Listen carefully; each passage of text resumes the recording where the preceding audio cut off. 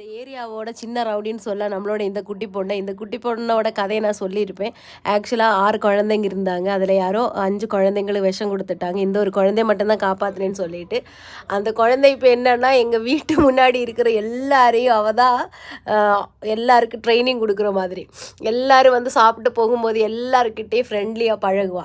ஏன்னா எங்கள் வீட்டுக்கு முன்னாடி 2-3 பேட்ச் வந்து சாப்பிட்டுட்டு போவாங்க. ஒரு 10-25க்கு மேலே டாக்ஸ் வருவாங்க சாப்பிட்றதுக்கு. அவங்க பேட்ச் வைஸ் வருவாங்க. ஆனால் இவ எல்லாருக்கிட்டேயும் ஃப்ரெண்ட்லியாக பழகி எல்லாரையுமே அவளோட ஃப்ரெண்ட் ஆக்கிட்டா. ஏன்னா அது எப்படின்னே தெரியாது. ரொம்பவே ஹார்டாக இருக்கக்கூடிய பசங்க கூட இருக்கிறாங்க.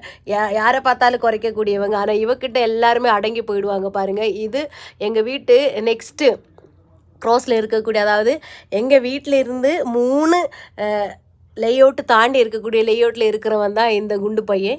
ஆக்சுவலாக நான் எங்கள் வீட்டில் சாப்பாடு இருக்கனால அங்கேருந்து வருவான் சாப்பிட்றதுக்கு. பாருங்கள், சாப்பிட்டு முடிச்சோட போய் படுத்துருவான். இந்த மாதிரி பைக்கை கடிச்சு வச்சுருக்கா பாருங்கள்.